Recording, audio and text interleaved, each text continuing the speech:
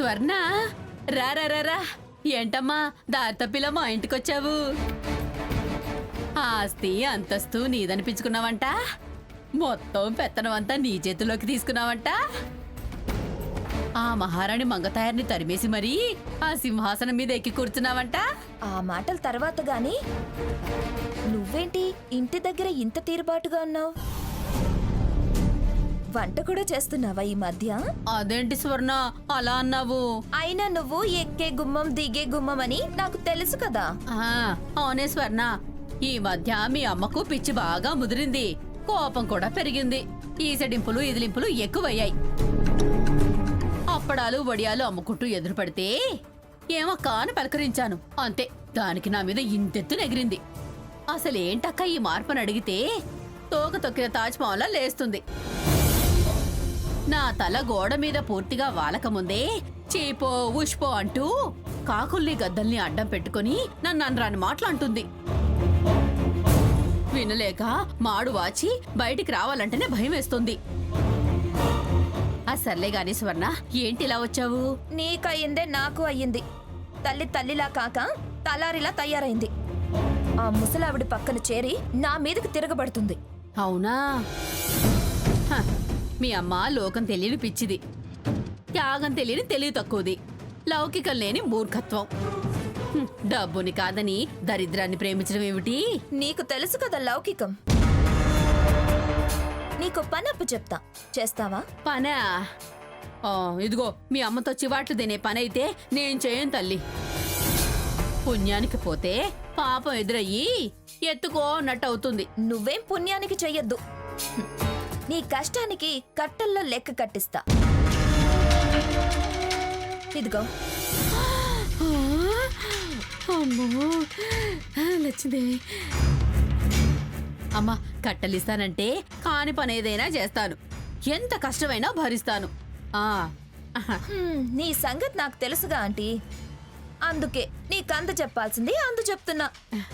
చెప్పవే స్వర్ణ, ఏం చేయాలి? నా తలని ఆ గోడ మీద పాతేయాలా? పాతేస్తే నాకు వార్త ఎలా వస్తుంది? ఆ సావిత్రి రామకీర్తన పాడిస్తుంది.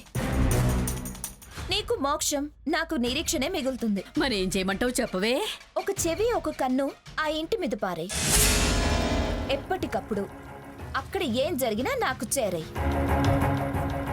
ఎంత మోస్తే అంత నీదవుతుంది. ఆకస్మిక ధనలాభం అంటే ఏమిటో అనుకున్నాను. లక్ష్మీదేవి తలుపు తట్టి నా ఇంటికి వచ్చింది. నువ్వు బంగారమే తల్లి, నీ ఇల్లు బంగారం గాను, నీ గుణం బంగారమే తల్లి. నీ మనసు ఇంకా ఆపుతావా? చెప్పింది చేస్తావా? కనక మహాలక్ష్మి ఆఫర్ ఇస్తే ఎలా కాదంటానే బంగారం. హలో, ఏం చేసావు? మీరు చెప్పినట్టే చేశానమ్మా. 10,000 దాకా ఉన్నాయమ్మా. గుడ్. రేపొచ్చి నన్ను కలు, మరో 10,000 ఇస్తాను. ఇదిగో జాగ్రత్త. సరేనమ్మా. 200 తక్కువ 30,000 అయింది తాతయ్య గారు. అయితే అన్నయ్య తీసుకొచ్చే డబ్బులు కలిపితే మన ఖర్చులతో సహా మన అవసరాలు మొత్తానికి సరిపోతాయి. అంతా అమ్మవారి దయ.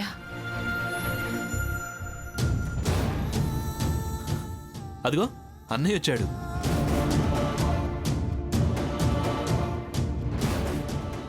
ఏంటి రఘు అలా ఉన్నావు? రఘురాం, ఏమైందిరా? ఏమైంది? డబ్బులు తీసుకుని వస్తుంటే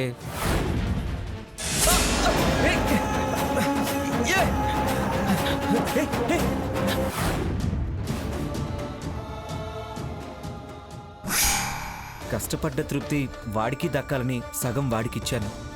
అవి మాత్రమే మిగిలే. నా కష్టార్జితం దొంగల పాలైంది.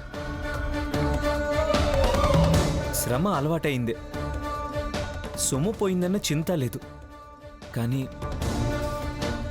ఇప్పుడు ఈ అవసరం ఎలా తీరుతుందన్న బాధ మాత్రం ఉంది. అంతా పరీక్షలా ఉంది.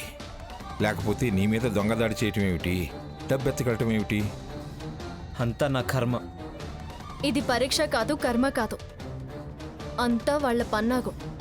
ఆ దొంగ వాళ్ళ మనిషి అయ్యుంటాడు.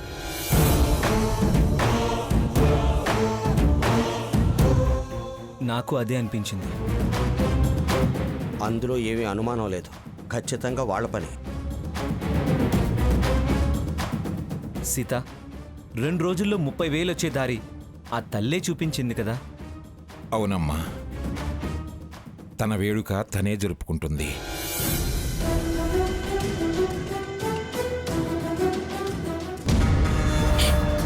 పాపం కష్టార్జితం పోయిందని అందరూ తలలు పట్టుకొని కూర్చునుంటారు. ఆనవాయితీ తప్పను, అమ్మోరికి వెండి నాలుక సమర్పించి తీరుతాను అని రెచ్చిపోయి మాట్లాడిన మంగమ్మ మొహం మార్చుకుని కూర్చొనుంటుంది. ఈసారి కొండదేవత జాతరలో వెండి నాలుక బహుకరించేది ఈ పిఠాపురం స్వర్ణలతాదేవియే. ఇక ఆ తర్వాత ఆనవాయితీ మంగమ్మ గారి నుంచి నాకు మారుతుంది. నేనే కొండ జాతరకి దొరసానినవుతాను.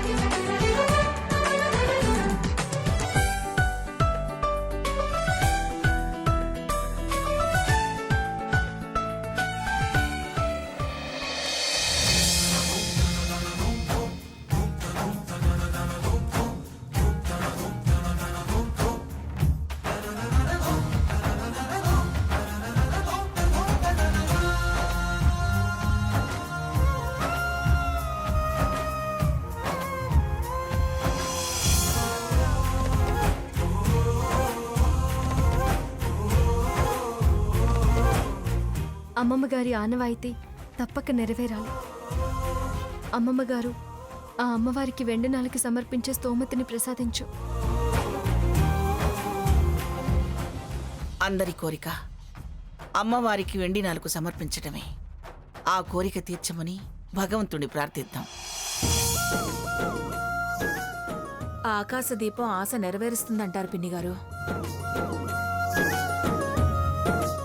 అందుకే కదమ్మా సీత ఆ పని చేసింది. ఆ దేవుడు మన కోరిక తప్పకుండా నెరవేరుస్తాడు. కష్టాల్లో కూడా కలిసి ఉన్న మనల్ని కాపాడే బాధ్యత తనదని తెలీదా? మన కోరిక నెరవేరితే ఆ అమ్మవారికి క్షీరాభిషేకం చేస్తాను. వంశాచార ఆనవాయితీ కోసం నువ్వెంత తాపత్రయపడుతున్నావు సీత. అది నీ చెల్లెలుగా పుట్టి కూడా నీలో వీసమెత్తు బుద్ధి కూడా నోచుకోలేదు. అనాచారం జరగాలనే ప్రయత్నం చేస్తుంది. మా ఇంట పుట్టాల్సింది కాదమ్మా అది. మీ ఇంట కాలు పెట్టాల్సింది కాదు. ఇంతమందిని ఇలా వేధిస్తుంది. దాని జన్మే కాదు, మా జన్మ కూడా ఎందుకు అనేలా చేస్తుంది. రామచంద్రయ్య, బిడ్డల్ని కంటాం గాని బుద్ధుల్ని రాతల్ని కనలేం కదా. సీతని పెంచినట్టే దాన్ని పెంచావు కానీ అందుకే ఆయన అనేది. దాని బుద్ధికి మీరేం చేస్తారు? బుద్ధికి ఏమీ చేయలేం, కానీ బాధకు కారణం అవుతున్నాం. తలపులకు బాధ్యులం అవుతున్నాం. వదిలేండి మావయ్య గారు, మన కోరికలో న్యాయం ఉంది. మనకి ఆ భగవంతుడే మంచి చేస్తాడు.